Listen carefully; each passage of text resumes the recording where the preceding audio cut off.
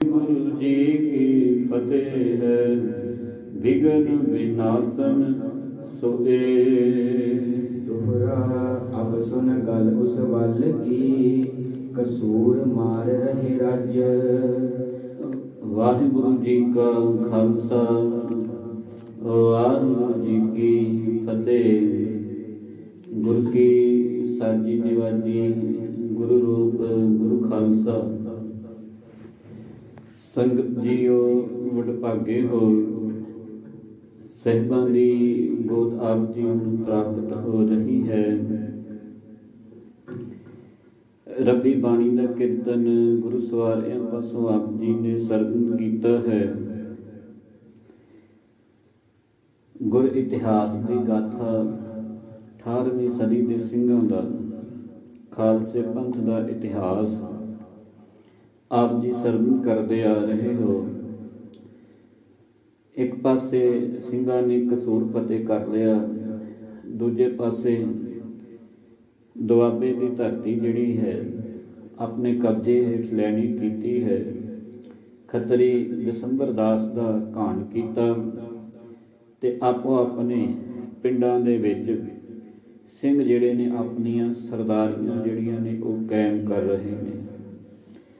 ਸਿੰਘਾਂ ਦਾ ਹੁਣ ਸਮਾਂ ਜਿਹੜਾ ਸੀ ਉਹ ਚੜ੍ਹਦੀ ਕਲਾ ਵਾਸਤੇ ਹੀ ਦਿਨੋਂ ਦਿਨ ਖਾਲਸੇ ਪੰਥ ਦੀ ਜਿਹੜੀ ਹੈ ਉਹ ਚੜ੍ਹਦੀ ਕਲਾ ਹੋ ਰਹੀ ਹੈ। ਖਾਲਸਾ ਪੰਥ ਦਿਨੋਂ ਦਿਨ ਸਵਾਇਆ ਹੁੰਦਾ ਜਾ ਰਿਹਾ ਹੈ। ਇਸ ਹੀ ਤਰ੍ਹਾਂ ਜਦੋਂ ਬੁੱਢਾ ਦਲ ਨੇ ਦਸੰਬਰ ਦਾਸ ਨੂੰ ਮਾਰ ਕੇ ਜਲੰਧਰ, ਫਗਵਾੜਾ, ਹੁਸ਼ਿਆਰਪੁਰ ਇੱਧਰ ਸਾਰਾ ਜਿਹੜਾ ਹੈ ਉਹ ਕਬਜ਼ਾ ਕੀਤਾ। ਹੁਣ ਉਹ ਕਥਾ ਤੁਸੀਂ ਸਰਵਣ ਕਰੋ। ਜਦੋਂ ਤਰਨਾ ਦਲ ਜਿਹੜਾ ਹੈ ਉਹ ਇੱਧਰ ਗੁਜਰਾਂਵਾਲ ਆਦਿਕ ਲਾਹੌਰ ਵੱਲ ਜਿਹੜੇ ਨੇ ਕਬਜ਼ੇ ਕਰਦਾ ਹੈ, ਉਹ ਕਥਾ ਅਸੀਂ ਪਿਆਰ ਦੇ ਨਾਲ ਸਰਵਣ ਕਰੀਏ। ਦਿਓ ਅਸੀਸ, ਅੱਖ ਨਾ ਕਰੋ ਸਤਨਾਮ ਸ੍ਰੀ ਵਾਹਿਗੁਰੂ। ਫਿਰ ਕਰੋ ਕਿਰਪਾ ਸਤਨਾਮ ਸ੍ਰੀ ਵਾਹਿਗੁਰੂ ਜੀ। दोहरा अब सुन गल उस वल की, कसूर मार रहे राज। ਗੁਰ ਕੀ ਸੰਗਤ ਜੀ, ਕਵਿਰਾਜ ਸ਼ਹੀਦ ਭਾਈ ਰਤਨ ਸਿੰਘ ਜੀ ਭੰਗੂ ਹੁਣ ਇਹ ਗੱਲ ਕਹਿਣ ਲੱਗੇ ਨੇ ਕਿ ਤੁਸੀਂ ਹੁਣ ਉਹ ਕਥਾ ਸੁਣੋ ਜਦੋਂ ਸਿੰਘਾਂ ਨੇ ਜਿਹੜਾ ਹੈ ਕਸੂਰ ਨੂੰ ਮਾਰ ਕਰਕੇ ਉਪਰੰਤ ਜਿਹੜਾ ਹੈ ਇਸ ਇਲਾਕੇ ਨੂੰ ਜਿਹੜਾ ਹੈ ਹੋਰ ਅੱਗੇ ਵਧਾਉਣਾ ਕੀਤਾ ਹੈ ਜੀ। ਮਾਰਿਓ ਵਿਸੰਬਰ ਗੁਣ ਸੁਨਿਓ, ਔਰ ਮੁਲਕ ਲਿਓ ਤਬ। ਇੱਧਰ ਤਰਨਾ ਦਲ ਵਾਲੇ ਬਾਬਾ ਚੜ੍ਹਤ ਸਿੰਘ ਜੀ ਤੇ ਬਾਬਾ ਹਰੀ ਸਿੰਘ ਜੀ ਭੰਗੀ ਇਹ ਮੁੱਖ ਸਨ। ਜਦੋਂ ਤਰਨਾ ਦਲ ਨੂੰ ਪਤਾ ਲੱਗਾ ਨਾ ਕਿ ਬੁੱਢੇ ਦਲ ਨੇ ਸਰਦਾਰ ਜੱਸਾ ਸਿੰਘ ਜੀ ਆਹਲੂਵਾਲੀਆ, ਇਹਨਾਂ ਨੇ ਜਿਹੜਾ ਹੈ ਉਹ ਖੱਤਰੀ ਦਸੰਬਰ ਜਿਹੜਾ ਸੀ ਪਾਪੀ, ਉਹਨੂੰ ਜਿਹੜਾ ਹੈ ਮੌਤ ਦੇ ਘਾਟ ਉਤਾਰ ਕਰਕੇ ਤੇ ਦੁਆਬੇ ਦੀ ਧਰਤੀ ਜਿਹੜੀ ਹੈ ਬਿਆਸ ਤੋਂ ਸਤਲੁਜ ਦਾ ਇਲਾਕਾ ਜਿੰਨਾ ਵੀ ਹੈ ਇਹ ਸਾਰਾ ਸਿੰਘਾਂ ਨੇ ਆਪਣੇ ਅਧੀਨ ਕਰ ਲਿਆ ਹੈ ਜੀ। ਚੌਪਈ ਮਲਕ ਉਨਾ ਇਹ ਕਲ ਮਲ ਲਿਆ। ਤੇ ਉਹ ਸੋਚਦੇ ਨੇ ਕਿ ਬੁੱਢੇ ਦਲ ਕੱਲੇ ਨੇ ਜਿਹੜਾ ਹੈ ਨਾ ਇਹ ਮੁਲਕ ਜਿਹੜਾ ਹੈ ਮੱਲ ਲਿਆ। ਬਿਆਸਾ ਤੋਂ ਲੈ ਕੇ ਸਤਲੁਜ ਤੱਕ ਇਹ ਸਾਰਾ ਦੁਆਬਾ ਵੱਜਦਾ ਤੇ ਦੁਆਬੇ ਦੇ ਵਿੱਚ ਹੁਸ਼ਿਆਰਪੁਰ ਵੀ ਜਿਹੜਾ ਹੈ ਆਉਂਦਾ ਹੈ। ਉਦੋਂ ਦਸੂਆ ਵੀ ਜਿਹੜਾ ਹੈ ਉਹ ਦੁਆਬੇ ਦੇ ਵਿੱਚ ਸੀ। ਉਰਮੁਲ ਟਾਂਡਾ ਆਦਿਕ ਆਂਦੇ ਇਹਨਾਂ ਸਾਰਿਆਂ ਨੇ ਜਿਹੜਾ ਬੁੱਢਾ ਦਲ ਹੈ 6 ਮਿਸਲਾਂ ਜਿਹੜੀਆਂ ਨੇ ਇਹਨਾਂ ਕੱਲਿਆਂ ਨੇ ਜਿਹੜਾ ਸੀ ਨਾ ਇਹ ਦੁਆਬਾ ਮੱਲ ਲਿਆ। ਅਬ ਹਮ ਕੋ ਕਬ ਉਨ ਹਿੱਸਾ ਦਇਆ। ਤੇ ਇਹ ਸੋਚਦੇ ਨੇ ਤਰਨਾ ਦਲ ਵਾਲੇ ਕਿ ਜਿਨ੍ਹਾਂ ਨੇ ਕੱਲਿਆਂ ਨੇ ਮੱਲ ਲਿਆ ਦੁਆਬਾ, ਜੇ ਇਹਨਾਂ ਕੋਲ ਕਿਤੇ ਹਿੱਸਾ ਮੰਗਣ ਚਲ ਗਏ ਤੇ ਇਹਨਾਂ ਨੇ ਕੋਈ ਹਿੱਸਾ ਥੋੜਾ ਦੇਣਾ ਸਾਨੂੰ। ਇਹ ਤੇ ਕੱਲੇ ਹੀ ਜਿਹੜੇ ਮਾਲਕ ਬਣੇ ਨੇ ਦੁਆਬੇ ਦੇ। ਅਬ ਹਮਰਲ ਉਨ ਸੋ ਲੜੀਏ। ਤੇ ਸੋਚਦੇ ਨੇ ਕਿ ਆਪਾਂ ਇਹਨਾਂ ਦੇ ਨਾਲ ਹੁਣ ਦੋ ਹੱਥ ਨਾ ਕਰ ਲਈਏ। ਇਹਨਾਂ ਨਾਲ ਜਿਹੜੀ ਹੈ ਕੋਈ ਲੜਾਈ ਨਾ ਕਰੀਏ ਵੀ ਤੁਸੀਂ ਦਵਾਬਾ ਕੱਲਿਆਂ ਨੇ ਮੰਨ ਲਿਆ, ਸਾਨੂੰ ਵੀ ਕੁਝ ਦੇ ਦਵੋ ਕਹਿ ਕਛ ਔਰ ਹੈ ਉਦਮ ਕਰੀਏ। ਤੇ ਜਾਂ ਫਿਰ ਕੋਈ ਹੋਰ ਹੀ ਕੋਈ ਹੀਲਾ ਵਸੀਲਾ ਕਰੀਏ ਜਿਹਦੇ ਨਾਲ ਜਿਹੜਾ ਹੈ ਸਾਡਾ ਵੀ ਕੁਝ ਹਿੱਸਾ ਜਿਹੜਾ ਦੁਆਬੇ ਦੀ ਧਰਤੀ ਤੇ ਬਣ ਜਾਵੇ। ਕੋਈ ਕਹੈ ਹਮ ਲੁਟਨੋ ਰਹੇ। ਤੇ ਦੂਜੇ ਪਾਸੇ ਆ ਜਿਹੜੇ ਬੁੱਢੇ ਦਲ ਵਾਲੇ ਸਨ, ਹੁਣ ਇਹਨਾਂ ਨੇ ਦੋਨਾਂ ਦੀ ਆਪਸੀ ਗੱਲਬਾਤ ਦਾ ਜ਼ਿਕਰ ਕਰ ਰਹੇ ਨੇ ਕਵੀ ਰਾਜ ਜੀ। ਤਰਨਾ ਦਲ ਬੈਠਾ ਹੈ ਮਾਝੇ ਦੀ ਧਰਤੀ ਤੇ, ਗੁਰਦਾਸਪੁਰ, ਅੰਮ੍ਰਿਤਸਰ, ਲਾਹੌਰ, ਇਹ ਸਾਰਾ ਜਿਹੜਾ ਸੀ ਨਾ ਇਹ ਲਹਿੰਦਾ ਪੰਜਾਬ ਸੀ ਉਹਨਾਂ ਸਮਿਆਂ 'ਚ। ਤੇ ਬਿਆਸਾ ਤੋਂ ਇੱਧਰ ਜਿੰਨਾ ਵੀ ਹੈ ਮਾਲਵੇ ਤੱਕ ਇਹਨੂੰ ਚੜ੍ਹਦਾ ਪੰਜਾਬ ਕਿਹਾ ਗਿਆ ਹੈ। ਇਹ ਲਹਿੰਦੇ ਪੰਜਾਬ ਵਾਲੇ ਤਰਨਾ ਦਲ, ਕਿਉਂਕਿ ਨਵਾਬ ਕਪੂਰ ਸਿੰਘ ਜੀ ਹੁਣਾਂ ਨੇ ਨਾ ਸਿੰਘਾਂ ਦੇ 2 ਦਲ ਬਣਾਏ ਸਨ, ਇੱਕ ਬੁੱਢਾ ਦਲ ਤੇ ਇੱਕ ਤਰਨਾ ਦਲ। ਹੁਣ ਤਰਨਾ ਦਲ ਦੇ ਵਿੱਚ ਵੀ 6 ਮਿਸਲਾਂ ਸਨ ਤੇ ਜਿਹੜੇ ਬੁੱਢੇ ਦਲ ਵਾਲੇ ਸਨ ਉਹਨਾਂ ਦੇ ਵਿੱਚ ਵੀ 6 ਮਿਸਲਾਂ ਸਨ। ਤੇ ਇਹ ਮਿਸਲ ਵਾਲੇ ਪਹਿਲਾਂ ਸੋਚਦੇ ਨੇ ਕਿ ਬੁੱਢਾ ਦਲ ਜਿਹੜਾ ਹੈ ਵਾਹ ਖੱਟ ਗਿਆ, ਉਹਨੇ ਦਵਾਬਾ ਮੰਨ ਲਿਆ, ਕੁਝ ਲੈ ਲਈਏ। ਤੇ ਹੁਣ ਦੂਜੇ ਪਾਸੇ ਆ ਜਿਹੜੇ ਬੁੱਢੇ ਦਲ ਵਾਲੇ ਸਨ, ਸਰਦਾਰ ਜੱਸਾ ਸਿੰਘ ਜੀ ਆਹਲੂਵਾਲੀਆ, ਬਾਬਾ ਆਲਾ ਸਿੰਘ ਜੀ, ਇਹ ਸੋਚਦੇ ਪਏ ਨੇ ਕਿ ਓਏ ਕਹੇ ਹਮ ਲੂਟ ਨੋ ਰਹੇ। ਇਹਨਾਂ ਨੇ ਕਸੂਰ ਫਤਿਹ ਕੀਤੀ ਹੋਈ ਸੀ ਤਰਨਾ ਦਲ ਨੇ, ਤੇ ਬੁੱਢਾ ਦਲ ਸੋਚਦਾ ਹੈ ਵੀ ਇਹਨਾਂ ਨੇ ਤਾਂ ਇਕੱਲਿਆਂ ਨੇ ਕਸੂਰ ਫਤਿਹ ਕਰ ਲਈ। ਕਿੰਨਾ ਕੁਝ ਉੱਥੋਂ ਨਿਕਲਿਆ, ਇੰਨਾ ਮਾਲ ਮੱਤਾ ਉੱਥੋਂ ਮਿਲਿਆ ਸਿੰਘਾਂ ਨੂੰ ਕਿ ਸਿੰਘ ਰੱਜ ਪੁੱਜ ਗਏ ਉਹਨਾਂ ਸਮਿਆਂ ਦੇ ਵਿੱਚ ਜਦੋਂ ਕਸੂਰ ਫਤਿਹ ਕੀਤੀ। ਆਪਾਂ ਸੁਣੀ ਹੈ ਕਥਾ ਪਿੱਛੇ ਦੀਵਾਨਾਂ ਦੇ ਵਿੱਚ।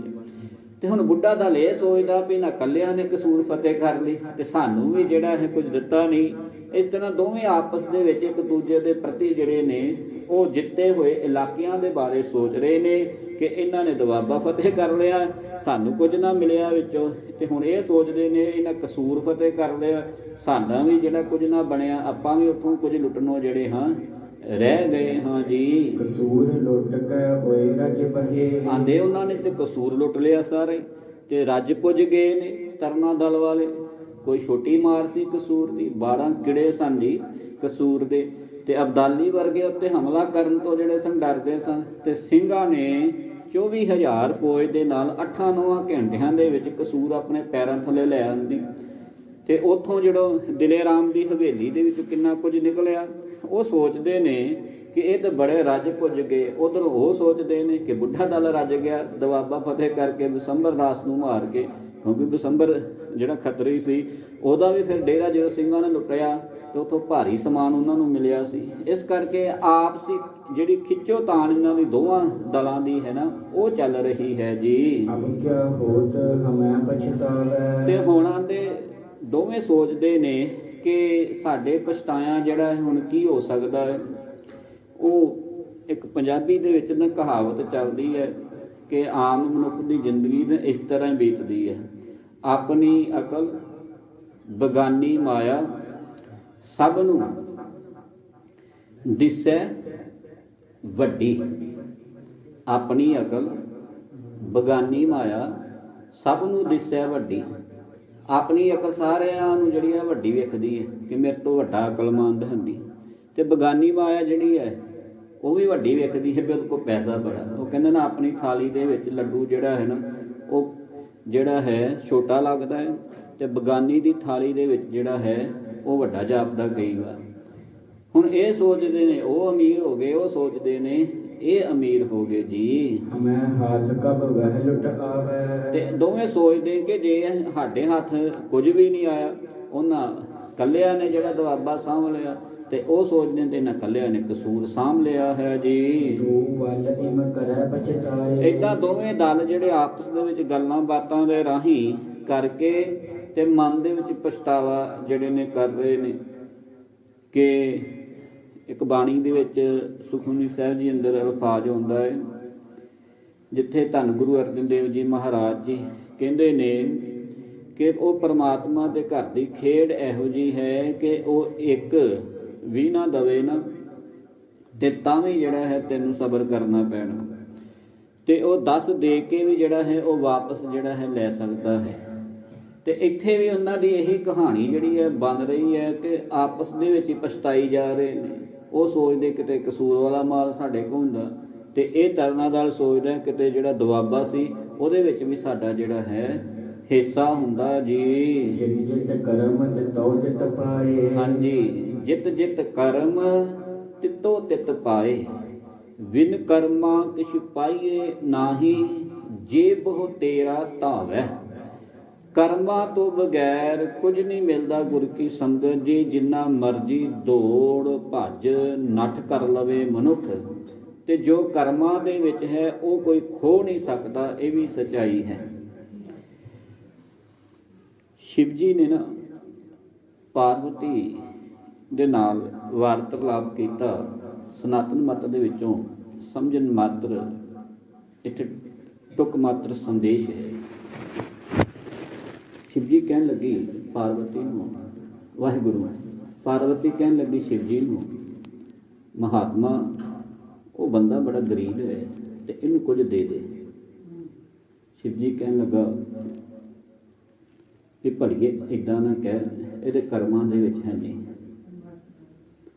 ਕਹਿੰਦੀ ਨਹੀਂ, ਤੁਸੀਂ ਦੇ ਕੇ ਤੇ ਦੇਖੋ। ਗਏ, ਸ਼ਿਵ ਜੀ ਕਹਿੰਦਾ ਹਾਂ ਭਾਈ ਦੱਸ ਕੀ ਮੰਗਣਾ ਹੈ। ਹਾਂ, ਜੋ ਮੰਗੇਗਾ ਨਾ ਉਹ ਤੇਰੇ ਗਵਾਂਢੀ ਨੂੰ 2 ਗੁਣਾ ਹੋ ਕੇ ਮਿਲੇਗਾ। ਮੰਗ ਲੈ ਜੋ ਮੰਗਣਾ ਹੈ, ਪਾਰਵਤੀ ਨੇ ਕਿਹਾ ਹੈ। ਪਰ ਜੋ ਮੰਗੇਗਾ ਤੈਨੂੰ ਉਹ 1 ਮਿਲੇਗੀ ਤੇ ਤੇਰੇ ਗਵਾਂਢੀ ਨੂੰ 2 ਮਿਲਣਗੀਆਂ। ਬੰਦਾ ਦਿਮਾਗੀ ਸੀ, ਕਹਿੰਦਾ ਗਵਾਂਢੀਆਂ ਦਾ ਹੁਣ ਚੰਗਾ ਕਿੱਥੋਂ ਹੋ ਜੇ। ਆਂਦਾ ਇੱਦਾਂ ਕਰੋ, ਮੇਰੀ ਇੱਕ ਅੱਖ ਕੱਢ ਲਓ, ਪਿਆਰ ਨਾਲ ਆਖੋ ਸਤਿਨਾਮ ਸ੍ਰੀ ਵਾਹਿਗੁਰੂ। ਤੇ ਕਹਿਣ ਲੱਗੇ ਪਾਰਵਤੀ ਸੁਣਿਆ ਹੀ ਇਹ ਮੰਗਦਾ ਕੀ ਪਿਆ ਹੈ। ਆਂਦੇ ਚਲੋ ਕੋਈ ਗੱਲ ਨਹੀਂ, ਇਹਨੂੰ ਇੱਕ ਵਾਰੀ ਹੋਰ ਪੁੱਛ ਲਓ। 2 ਅੱਖਾਂ ਤੇ ਇਹਨੇ ਗਵਾਂਢੀ ਦੀਆਂ ਕੱਢ ਹੀ ਦਿੱਤੀਆਂ, ਆਪਣੀ ਇੱਕ ਗਵਾ ਲਈ। ਦੂਜੀ ਵਾਰ ਫਿਰ ਪੁੱਛਿਆ, ਆਂਦਾ ਭਗਤਾ ਮੰਗ ਲਾ, ਕੀ ਮੰਗਣਾ ਹੈ। ਆਂਦਾ ਇੱਦਾਂ ਕਰੋ, ਮੇਰੇ ਘਰ ਦੇ ਸਾਹਮਣੇ ਇੱਕ ਡੂੰਘਾ ਟੋਇਆ ਪੁੱਟ ਦਿਓ। ਆਂਦੇ ਲੈ ਪਾਰਵਤੀ ਹੋਰ ਸੋਨੇ ਦੀ ਗੱਲ। ਆਪਣੀ ਇੱਕ ਗਵਾਈ, ਗਵਾਂਢੀਆਂ ਦੀਆਂ 2 ਕੱਢੀਆਂ, ਆਪਣੇ ਘਰ ਦੇ ਸਾਹਮਣੇ ਇੱਕ ਟੋਇਆ ਪਵਾ ਲਿਆ। ਹੁਣ ਗਵਾਂਢੀਆਂ ਦੇ ਘਰ ਵੀ 2 ਟੋਏ ਪਵਾ ਦਿੱਤੇ। ਇਹ ਮਨੁੱਖ ਦੀ ਬਿਰਤੀ ਹੈ। ਜਦੋਂ ਪਤਾ ਲੱਗੇ ਨਾ ਗਵਾਂਢੀਆਂ ਦੇ ਘਰ ਜਿਹੜਾ ਹੈ ਸੁੱਖ ਦੁੱਗਣਾ ਹੋ ਕੇ ਮਿਲੇਗਾ। ਤੈਨੂੰ ਸੁੱਖ ਜ਼ਰੂਰ ਮਿਲੇਗਾ, ਪਰ ਤੇਰੇ ਨਾਲੋਂ ਜਿਹੜਾ ਹੈ ਉਹ ਦੁੱਗਣਾ ਸੁੱਖ ਤੇਰੇ ਗਵਾਂਢੀਆਂ ਨੂੰ ਮਿਲੇਗਾ। ਤੇ ਇੰਨਾ ਬਦਕਿਸਮਤ ਹੈ ਮਨੁੱਖ ਦੀ ਕਰਤੂਤ, ਪਸ਼ੂ ਕੀ ਮਾਨਸ ਜਾਤ, ਇੰਨਾ ਬਦ ਦਿਮਾਗ ਬੰਦਾ ਹੈ। ਭਈ ਪ੍ਰਾਪਤ ਮਨੁੱਖ ਦੀ ਹੋਰੀਆ ਗੋਬਿੰਦ ਮਿਲਣ ਕੀ, ਇਹ ਤੇਰੀ ਬਰੀ ਹੈ। ਬਾਬੇ ਨੇ ਤੇ ਕਦੀ ਇਹ ਕਿਹਾ ਨਹੀਂ ਕਿ ਪਰ ਕਾ ਚੀਤ ਨਾ ਰੱਖੋ, ਪਰ ਕਾ ਬੁਰਾ ਨਾ ਰੱਖੋ ਚੀਤ, ਤੁਮਕੋ ਦੁੱਖ ਨਾਹੀ ਭਾਈ ਮੀਤ। ਬੁਰਾ ਜਿਹੜਾ ਹੈ ਨਾ ਉਹ ਨਹੀਂ ਚਾਹੀਦਾ ਕਿਸੇ ਦਾ ਮਨ ਦੇ ਵਿੱਚ। ਬਾਬਾ ਫਰੀਦ ਤੇ ਕਹਿੰਦਾ ਫਰੀਦਾ ਬੁਰੇ ਦਾ ਭਲਾ ਕਰ, ਗੁੱਸਾ ਮਨ ਨਾ ਹੰਢਾਏ, ਦੇਹੀ ਰੋਗ ਨਾ ਲੱਗਈ ਪੱਲੇ ਸਭ ਕੁਛ ਪਾਏ। ਤੇ ਮਨੁੱਖ ਦੀ ਭਾਇਆ ਕਿਹੋ ਜਿਹੀ ਹੈ, ਕਹਿੰਦਾ ਲੈ ਇੱਕ ਸੁੱਖ ਦੇ ਬਦਲੇ ਗਵਾਂਢੀਆਂ ਨੂੰ 2 ਸੁੱਖ ਮਿਲਣੇ, ਰੱਬਾ ਮੈਨੂੰ ਵੀ ਨਾ ਦੇ। ਇੱਦਾਂ ਦਾ ਹਾਲ ਇੱਥੇ ਜਿਹੜਾ ਨਾ ਮਿਸਲਾਂ ਦਾ ਹੋ ਚੁੱਕਾ ਹੈ। ਉਹ ਕਵੀ ਰਾਜ ਜੀ ਬਿਆਨ ਕਰਦੇ ਆਪਸ ਦੇ ਵਿੱਚ ਖਿੱਚਾ ਤਾਈ ਹੋਈ ਪਈ ਹੈ ਕਿ ਸਾਡੇ ਭਰਾ ਦੁਆਬਾ ਕਿਉਂ ਮੱਲ ਗਏ। ਤੇ ਇਹ ਕਹਿੰਦੇ ਕਿ ਸਾਡੇ ਭਰਾ ਜਿਹੜੇ ਨੇ ਕਸੂਰ ਕਿਉਂ ਫਤਿਹ ਕਰ ਗਏ, ਸਾਨੂੰ ਕੁਝ ਮਿਲਿਆ ਨਹੀਂ। ਇੱਦਾਂ ਦੀ ਵਾਰਤਾਲਾਪ ਹੈ। ਇੱਥੋਂ ਤੱਕ ਹੋ ਗਿਆ ਸੰਸਾਰ ਦੇ ਉੱਤੇ ਜਿਹੜੀ ਕਕਈ ਸੀ ਨਾ, ਉਹਨੇ ਆਪਣੇ ਘਰ ਦੇ ਵਿੱਚ ਇਹੋ ਜਿਹਾ ਪਵਾੜਾ ਪਾ ਦਿੱਤਾ ਕਿ ਲక్ష్మణ ਰਾਮ ਤੇ ਸੀਤਾ ਨੂੰ 14 ਸਾਲ ਦਾ ਉਹਨੇ ਘਰੋਂ ਬਨਵਾਸ ਦਵਾਤਾ ਸੀ, ਸਿਰਫ ਇੱਕ ਜਾਇਦਾਦ ਦੇ ਕਰਕੇ। ਤੇ ਆਪਣੇ ਜਿਹੜਾ ਦੂਸਰਾ ਉਹਦਾ ਮਤਰੇਆ ਪੁੱਤਰ ਸੀ ਭਰਤ, ਉਹਨਾਂ ਨੂੰ ਜਿਹੜਾ ਸੀ ਰਾਜ ਭਾਗ ਮਿਲਿਆ ਸੀ।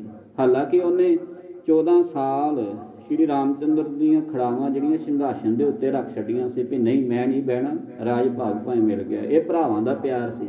ਪਰ ਮਾਂ ਨੇ ਕੋਈ ਜਿਹੜੀ ਸੀ ਨਾ ਮਤਰੇਈ ਨੇ, ਉਹ ਕੋਈ ਵਾਹਿਗੁਰੂ ਕਸਰ ਜਿਹੜੀ ਸੀ ਛੱਡੀ ਨਹੀਂ। ਤੇ ਸਾਡਾ ਇਹੀ ਹਾਲ ਹੈ। ਮੈਂ ਵੀ ਵਿੱਚੇ ਹਾਂ, ਤੁਸੀਂ ਵੀ ਵਿੱਚੇ ਹੋ। ਜ਼ਿਆਦਾਤਰ ਜਿਹੜਾ ਗੁਰੂ ਕੀ ਬਾਣੀ ਦੇ ਉੱਤੇ ਨਹੀਂ ਤੁਰਦਾ ਨਾ, ਉਹਦਾ ਹਾਲ ਇਹੀ ਹੈ। ਤੇ ਜਿਹੜਾ ਗੁਰੂ ਦੇ ਸ਼ਬਦ ਦੇ ਉੱਤੇ ਤੁਰ ਪੈਂਦਾ ਹੈ ਤੇ ਉਹ ਤੇ ਫਿਰ ਸੁਖੀ ਬਸੇ ਮਸਕੀਨੀਆਂ ਆਪ ਨਿਵਾਰ ਤਲੇ। ਨਹੀਂ ਤਾਂ ਫਿਰ ਕੀ ਹੋਏਗਾ, ਬੜੇ ਬੜੇ ਹੰਕਾਰੀਆ ਨਾਨਕ ਗਰਭ ਗਲੇ।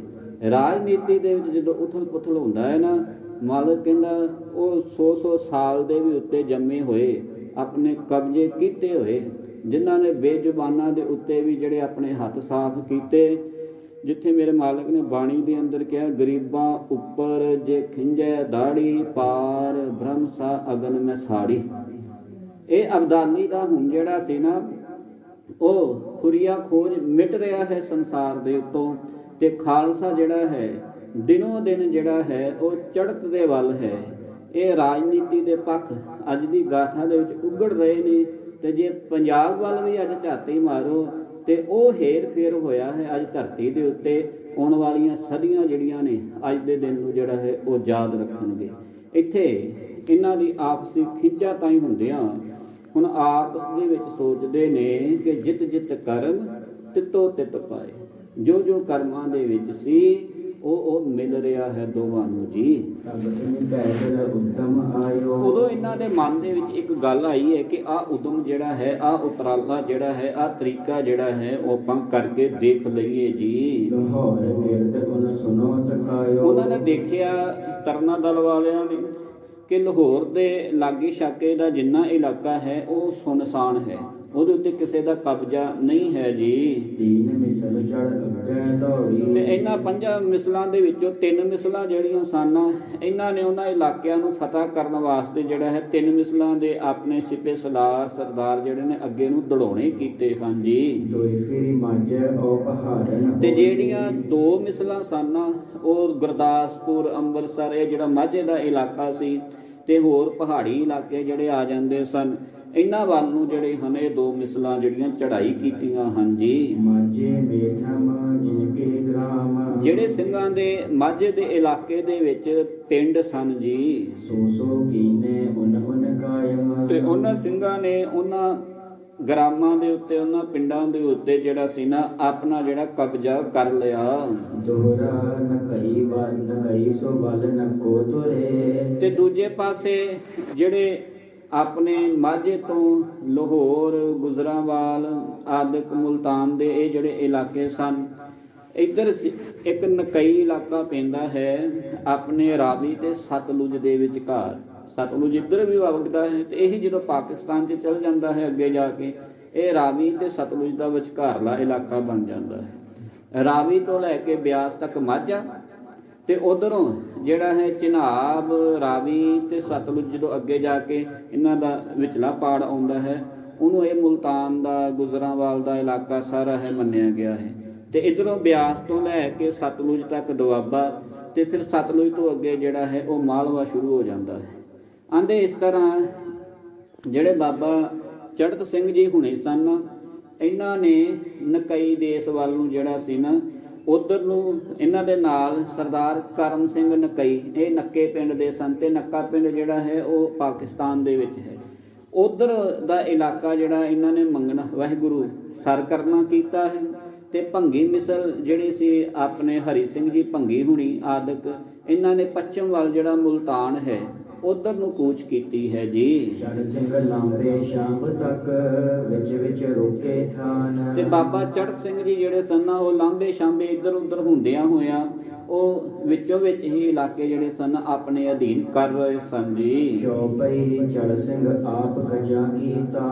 ਪਿਆਰ ਨਾਲ ਆਖੋ ਸਤਿਨਾਮ ਸ੍ਰੀ ਵਾਹਿਗੁਰੂ। ਬਾਬਾ ਚੜ੍ਹਤ ਸਿੰਘ ਜੀ ਹੁਣਾਂ ਦਾ ਜੀਵਨ ਇੱਥੇ ਬਿਆਨ ਕੀਤਾ ਹੈ। ਕਜਾ ਕਹਿੰਦੇ ਨੇ ਮੌਤ ਦਾ ਵਕਤ, ਜਾਂ ਮੌਤ ਵੀ ਕਹਿ ਸਕਦੇ ਹਾਂ। ਆਂਦੇ ਬਾਬਾ ਚੜ੍ਹਤ ਸਿੰਘ ਜਿਹੜਾ ਸੀ ਨਾ ਉਹ ਮੌਤ ਦੇ ਉੱਤੇ ਵੀ ਹਾਵੀ ਸੀ। 24 ਘੰਟੇ ਉਹਨੇ ਘੋੜ ਸਵਾਰੀ ਕਰ ਲੈਣੀ, ਤੇ ਕਦੀ ਵੀ ਯੁੱਧ ਦੇ ਵਿੱਚ ਜਿਹੜਾ ਸੀ ਉਹ ਥੱਕਦਾ ਨਹੀਂ ਸੀ। 19 ਫੱਟ ਲੱਗੇ ਸਨ ਵੱਡੇ ਘੱਲੂ ਘਾਰੇ ਦੇ ਵਿੱਚ। ਬਾਬਾ ਚੜ੍ਹਤ ਸਿੰਘ ਜੀ ਨੂੰ ਘੋੜਾ ਵੀ ਜ਼ਖਮੀ ਹੋ ਗਿਆ ਸੀ, ਪਰ ਇਸ ਸੂਰਮੇ ਨੇ ਜਿਹੜਾ ਸੀ ਨਾ ਵਹੀਰ ਨੂੰ ਬਚਾਉਣ ਲਈ ਆਪਣਾ ਜਿਹੜਾ ਸੀ ਨਾ ਸਿਰ ਅੱਡੀ ਦਾ ਜੋੜ ਜਿਹੜਾ ਸੀ ਉਹ ਲਾ ਦਿੱਤਾ ਸੀ। ਇਹੋ ਜਿਹਾ ਮਹਾਨ ਯੋਧਾ ਸੀ ਜਿਹੜਾ ਮੌਤ ਤੋਂ ਵੀ ਨਹੀਂ ਡਰਦਾ ਸੀ। ਤੇ ਇਹਦੇ ਅੱਗੇ ਜਿਹੜਾ ਆ ਜਾਂਦਾ ਸੀ ਇੱਕੋ ਹੀ ਵਾਰ ਦੇ ਵਿੱਚ, ਭਾਵੇਂ ਬੰਦੂਕ ਦਾ, ਭਾਵੇਂ ਤੀਰ ਦਾ, ਭਾਵੇਂ ਬਰਸ਼ੇ ਦਾ, ਤੇ ਭਾਵੇਂ ਇਹਦੇ ਹੱਥ ਦੇ ਵਿੱਚ ਤਲਵਾਰ ਜਾਂ ਖੰਡਾ ਹੋਵੇ, ਜਿਹੜਾ ਆ ਗਿਆ ਇੱਕੋ ਵਾਰ ਨਾਲ ਉਹਦਾ ਖਾਤਮਾ ਸੀ। ਇਹੋ ਜਿਹਾ ਬਲੀ ਯੋਧਾ ਸੀ ਜੀ। ਤੇ ਉਹਨੇ ਮੁਲਕ ਜਿਹੜਾ ਆਪਣੇ ਅਧੀਨ ਕੀਤਾ ਨਾ, ਉਦੋਂ ਕਿਹੜਾ ਕੀਤਾ? ਘੋੜੇ ਖਾਨ। ਹੁਣ ਘੋੜੇ ਖਾਨ ਮੁਲਕ ਕਿਹੜਾ ਹੈ? ਇਹ ਹੈ ਗੁਜਰਾਂਵਾਲ ਦਾ ਇਲਾਕਾ। ਗੁਜਰਾਂਵਾਲ ਦੇ ਇਲਾਕੇ ਦੇ ਵਿੱਚ ਬੜੇ ਵਧੀਆ ਨਸਲ ਦੇ ਘੋੜੇ ਜਿਹੜੇ ਨੇ ਮੰਨੇ ਗਏ ਨੇ।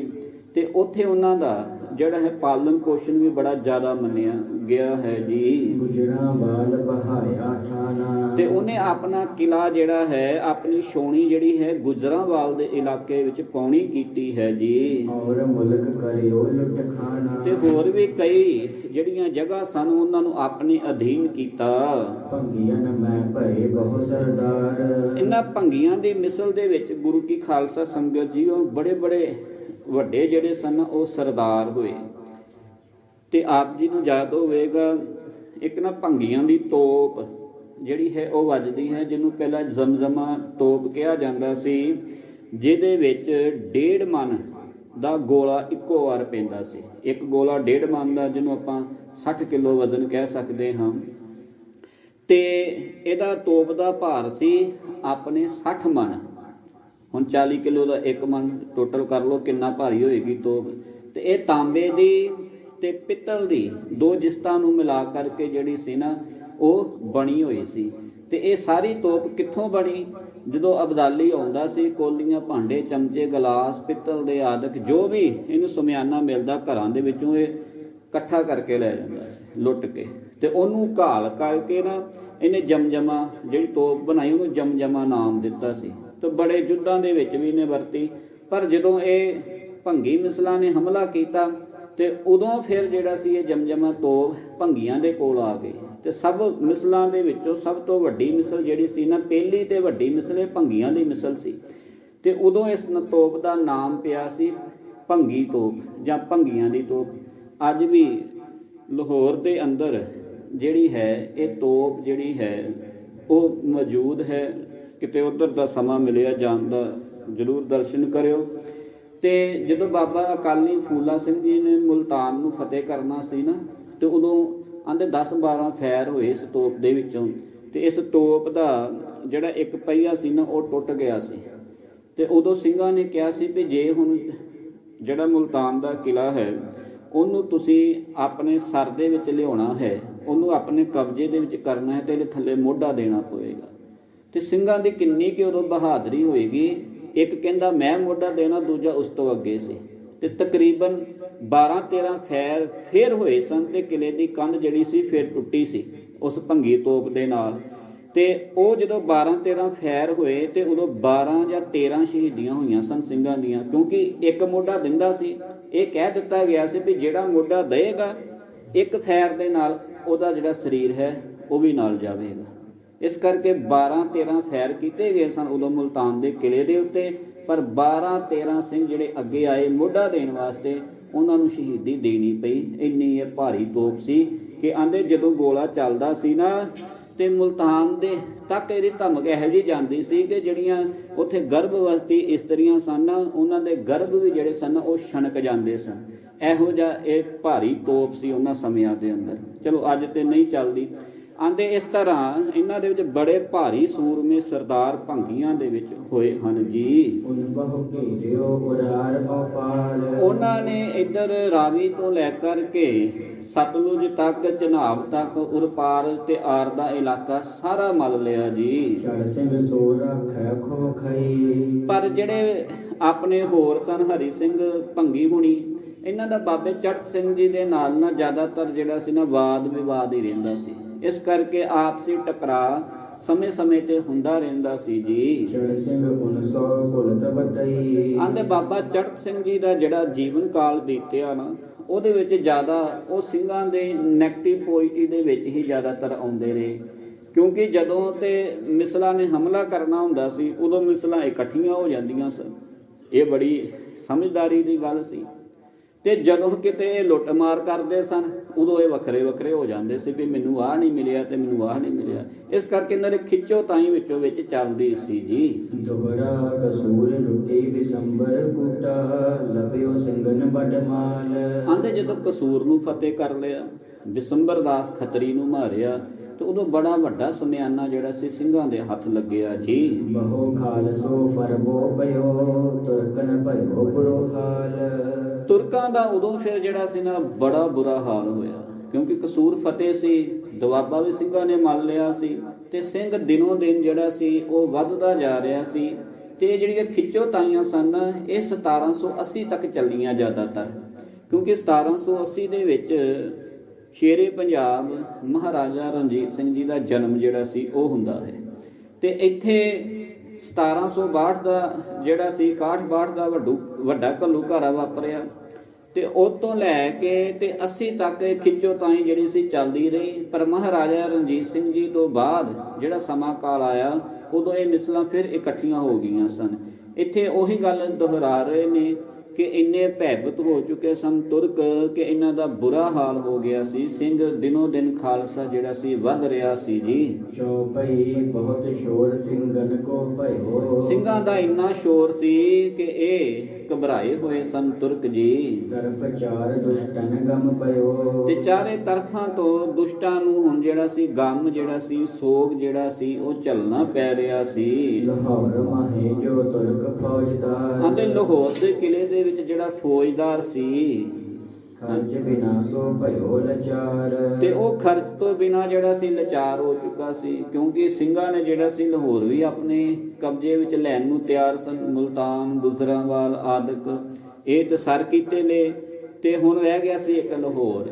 ਤੇ ਲਾਹੌਰ ਨੂੰ ਬਾਹਰੋਂ ਸਿੰਘਾਂ ਨੇ ਘੇਰਾ ਪਾਇਆ ਸੀ ਤੇ ਇਹਦਾ ਫੌਜਦਾਰ ਜਿਹੜਾ ਸੀ ਕਿਲੇ ਵਿੱਚ ਲੁਕਿਆ ਹੋਇਆ ਸੀ। ਤੇ ਹੁਣ ਜਿੰਨਾ ਮਾਮਲਾ ਸੀ ਉਹ ਸਿੰਘ ਗਰਾਉਂਦੇ ਪਏ ਸਨ, ਇਹਦੇ ਕੋਲ ਕੋਈ ਪੈਸਾ ਧੇਲਾ ਜਾ ਨਹੀਂ ਰਿਹਾ, ਇਸ ਕਰਕੇ ਔਖਾ ਸੀ ਜੀ। ਲਗੇ ਲਾਹੌਰ ਕੋਲ ਲੁੱਟ ਲੁੱਟ ਖਾਨ, ਤੇ ਇਹਨਾਂ ਨੇ ਲਾਹੌਰ ਨੂੰ ਵੀ ਜਿਹੜਾ ਸਿੰਘਾਂ ਨੇ ਲੁੱਟ ਕੇ ਜਿਹੜਾ ਸੀ ਖਾਣਾ ਸ਼ੁਰੂ ਕਰ ਦਿੱਤਾ।